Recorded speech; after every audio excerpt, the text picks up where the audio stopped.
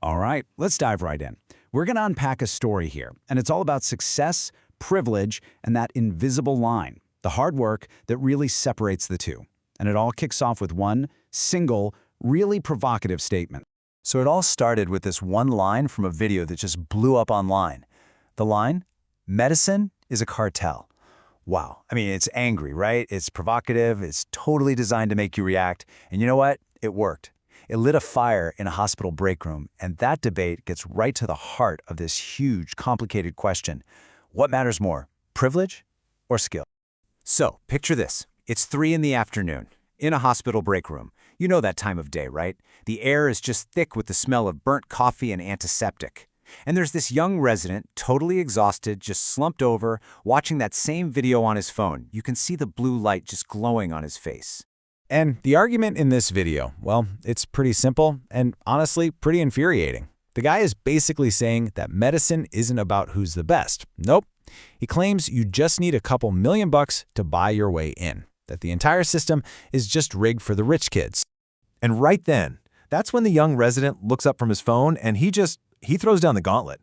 He's totally convinced. He says, "See, the people at the top, they just bought their careers." I mean, that's a huge accusation, right? And it's one that, let's be honest, feels true to a lot of us sometimes. But is it really the whole story? Okay, so this is where things take a turn. Because, yeah, there's a real kernel of truth in that resident's frustration. But the video he's watching, it's committing what the storyteller here calls a crime of oversimplification.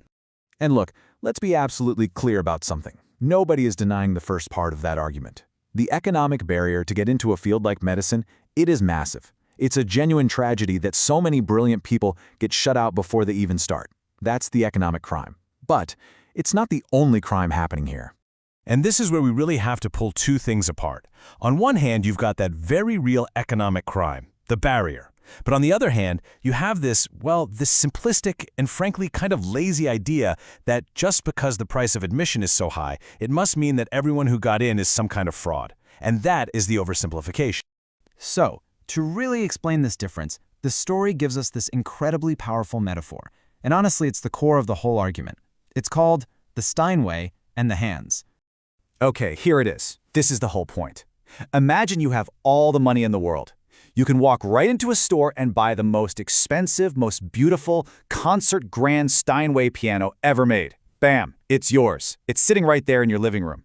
But that act of buying it, the receipt in your pocket, it means absolutely nothing when the curtain goes up and it's time to actually play. Because that piano, that privilege, it can't do the work for you. It can't force you to sit on that bench day in and day out. It can't teach you to scales. And it sure as heck isn't going to play a Rachmaninoff concerto for you when the stage lights are blinding and 1,000 people are staring at you. Nope. That part, that's all on you. So you see, you got these two sides of the coin. The Steinway, that's the buy-in. It's the privilege. It's the fancy name on the door. It's the opportunity.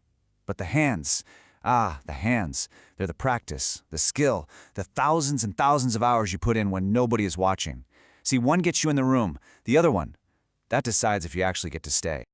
Okay, so let's bring this metaphor out of the concert hall and back into the real world. How does this whole wallet versus work thing actually look inside a hospital? Well, our storyteller points to this one colleague, a guy whose father is, ridiculously wealthy. This doctor bought his shares in the hospital with what was probably just pocket change for his family. I mean, on the surface, this guy is the perfect poster boy for that rich kids game argument. The living, breathing embodiment of it. But, and this is a big but, this is where we have to be like good detectives, right? We have to look past the easy, obvious stuff. Because when you scrape away all that surface-level noise, the money, the family name, and you look at the cold, hard data of his actual work, a completely different picture starts to emerge. The facts just don't lie. When this man is in surgery holding a scope, his hands are as steady as granite. His success rate's the highest in the entire department. And get this, he takes his time with every single patient. He never rushes, even when the wait list is a mile long. You can't buy that. That's not money. That is craft. So here's the bottom line. Yes, the guy absolutely has the Steinway. No question. He was given a massive, massive head start. But what defines him isn't the piano, it's what he did with it. He put in the work. We're talking decades of practice to master his instrument. He honored his privilege with pure, relentless practice. So, where does that leave us? What's the big takeaway from this whole story about a hospital break room, a piano, and a surgeon's hands? Well, it means we have to fight that urge for the easy answer. The world is just full of people trying to sell you these simple black and white stories. Oh, he's just his privilege, or she's only her poverty. But a good detective, a good thinker, always digs deeper. The real call to action here is pretty clear, isn't it?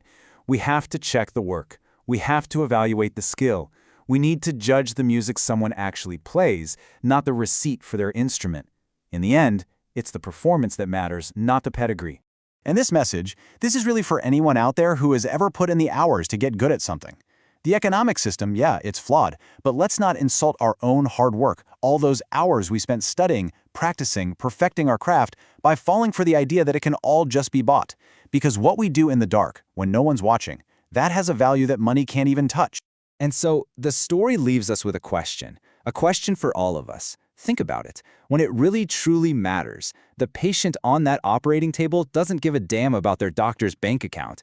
All they care about is the skill in that doctor's hands. So the real question is, are we disciplined enough to do the same? Can we look past the expensive shoes and actually see the substance? Now that is something worth thinking about.